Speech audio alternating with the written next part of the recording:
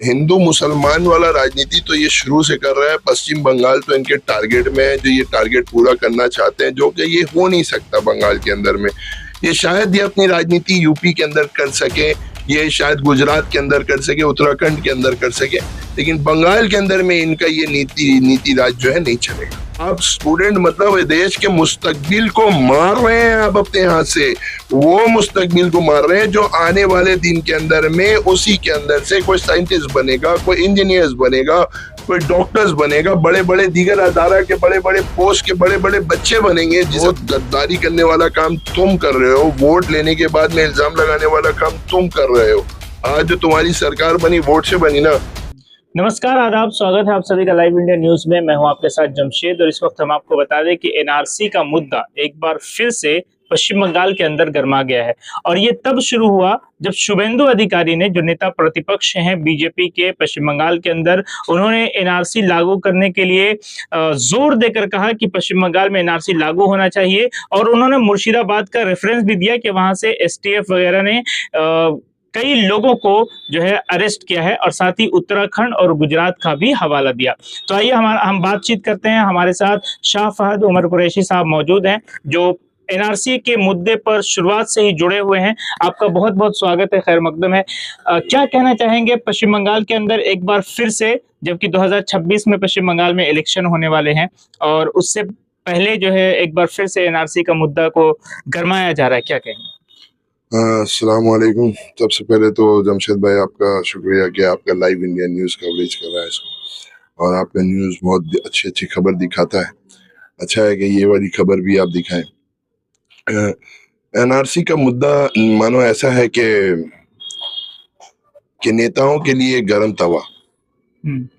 जब इलेक्शन आता है तो ये उसमें अपनी रोटी जो है सेकना शुरू कर देता है। अब ये समझिए कि बंगाल के अंदर में एनआरसी का जो मामला हो रहा है कि खाली एनआरसी जो है बंगाल का खाली मामला नहीं है, ये पूरे देश का मामला है, और ये पूरे देश में ये लाना चाहते हैं।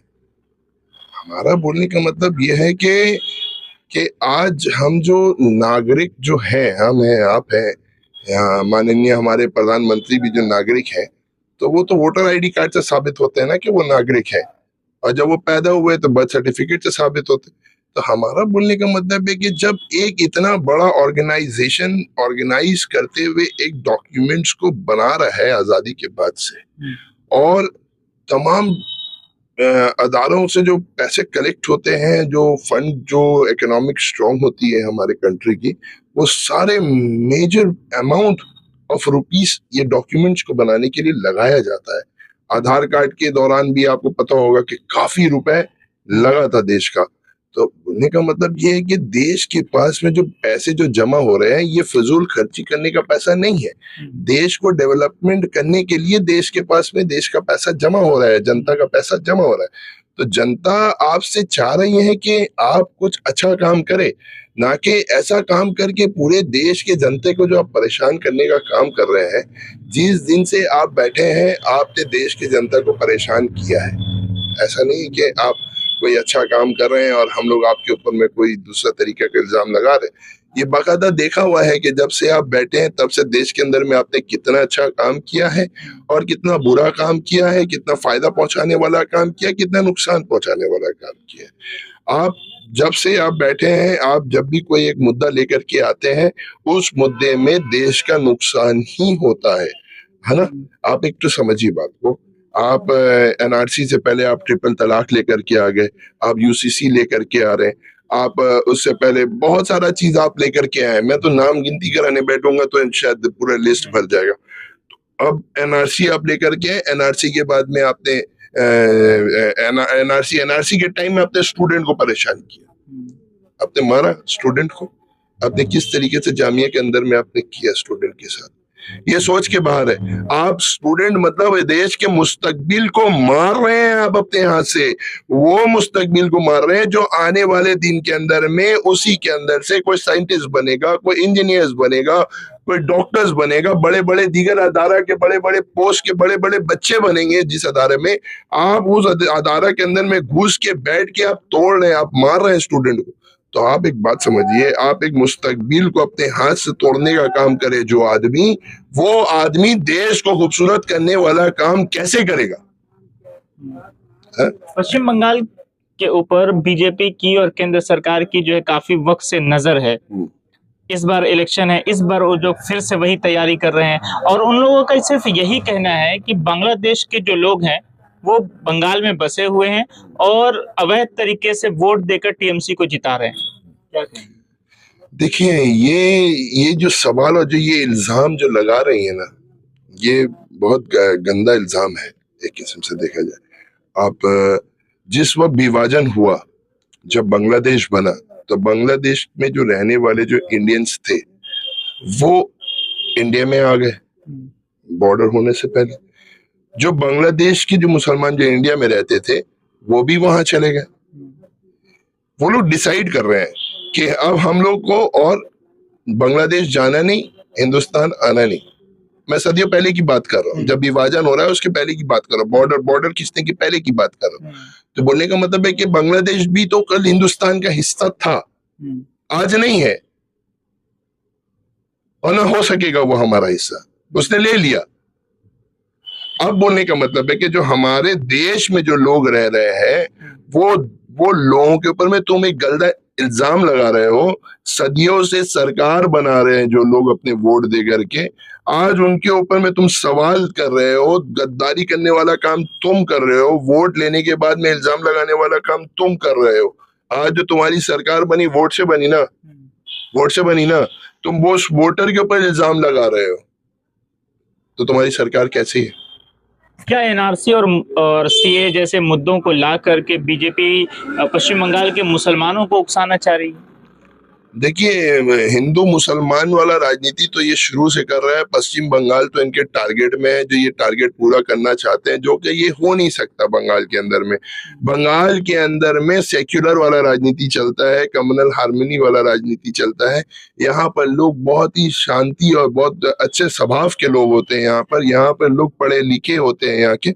यहाँ पर इनकी ये वाली राजनीति चल रही नहीं है। देखिए, ये बहुत कोशिश कर रहे हैं, कोशिश तो बहुत कर रहे हैं, लेकिन ये राजनीति जो उनका जो एजेंडा वाला जो राजनीति वो यहाँ नहीं चलेगा। बंगाल की जनता उसको चुनती है जो उसके ऊपर में फायदा पहुंचा सके और मुस्तकबिल के बारे में अच्छा सोच सके। और ऑलरेडी यहाँ पे जो सरकार है वो तो काम कर रही है, ऐसा तो नहीं है, इससे तो इनकार नहीं है कि ये सरकार काम नहीं कर रही है। बेहतर से बेहतर तो काम ये सरकार ने किया है। तो बोलने का मतलब है कि जो सरकार बेहतर काम कर रही है, बेहतर और बेहतर फायदा पहुंचाने का काम कर रही है, हम उसको चुनेंगे, ना कि उसको चुनेंगे कि वो हिंदू मुसलमान करे और देश की मुस्तकबिल को खत्म करने का काम करे। उसको नहीं चुना जाएगा। एनआरसी और सीए जैसे मुद्दे को अगर पश्चिम बंगाल के अंदर लाया जाता है, और उन शुभेंदु अधिकारी ने अपने बयान में ये भी कहा कि उत्तराखंड और गुजरात ने तो इसे लागू कर दिया, फिर पश्चिम बंगाल को क्या प्रॉब्लम?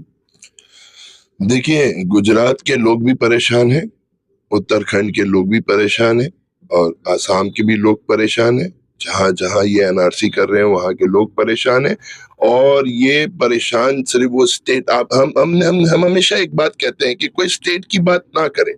हिंदू मुस्लिम सिख ईसाई जो भाईचारा जो है हम लोगों का, दलित है हम लोगों के साथ, जैन है हम लोगों के साथ, सिंधी हमारे साथ है और दीगर जितने भी कौम है वो सारे कौम हम लोगों के साथ है। मतलब कि सब कौम एक है, एक भाईचारा। आज कोई भी स्कूल के अंदर बच्चे पढ़ते हैं तो दैना में राम होता है तो बाया में रहीम होता है, और बीच में वो खुद कोई और कास्ट का होता है, सामने वाला कोई और कास्ट का होता है। तो बोलने का मतलब है कि जिस स्कूल से हमने ये सीखा भाईचारा बनाना, भाईचारा पढ़ना, किताबों में लिखा, आज ऑल ऑफ अ सडन एक सरकार आती है और भाईचारा को खत्म करने का बात करती है। तो आप खुद डिसाइड कर लें कि हमें भाईचारा बनाना है या भाईचारा बिगाड़ना है। हमारी राजनीति ये है कि राज करने का नीति जो अच्छा हम लोगों को बताएगा हम उसके साथ जाएंगे। जो तोड़ने वाला राजनीति करेगा जनता उसका साथ कभी नहीं देगी। अब वो बात अलग है कि उनके पास में पैसे की अगर ताकत है, वो पैसे के जोर पे अगर वो सरकार बनाना चाहते हैं वो बना सकते हैं, लेकिन संविधान को कुछ नहीं कर सकते ये लोग। तो 2026 में जिस तरह से विधानसभा का इलेक्शन होने वाला है पश्चिम बंगाल के अंदर, क्या लगता है क्या होगा? क्योंकि 2024 के इलेक्शन में तो बीजेपी को काफी बड़ा झटका लगा था। क्या फिर से वो वापस तैयारी करेंगे और विधानसभा में अच्छा परफॉर्म करेंगे? पिछली बार 200 पार का नारा इन्होंने लगाया था, जिसको हम लोगों ने और देश की जनता ने और बंगाल की जनता ने साबित किया और मुंह के बल गिरे हैं। ये इस बार जितने भी ये फिगर्स आए थे, इस बार शायद उसके आधा हो जाएंगे। इनका जो अपना फिगर है ना, वो आधा हो जाएगा। इनका सपना सपना रह जाएगा। बंगाल में इनका राजनीति नहीं चलेगा। ये शायद ये अपनी राजनीति यूपी के अंदर कर सके, ये शायद गुजरात के अंदर कर सके, उत्तराखंड के अंदर कर सके, लेकिन बंगाल के अंदर में इनका ये नीति राज जो है नहीं चलेगा। बहुत बहुत शुक्रिया हमसे बातचीत करने के लिए। तो हमारे साथ शाह फहद उमर कुरैशी साहब थे, जिन्होंने तमाम बातों का जिक्र किया, खास तौर से एनआरसी और सीएए को लेकर, क्योंकि शुभेंदु अधिकारी ने इलेक्शन से पहले एनआरसी और सीएए का मुद्दा को छेड़ दिया है। अब पश्चिम बंगाल की राजनीति किस ओर करवट लेती है, ये देखने वाली बात होगी। आप भी बने रहिए लाइव इंडिया न्यूज के साथ और दीजिए हमें इजाजत। शुक्रिया।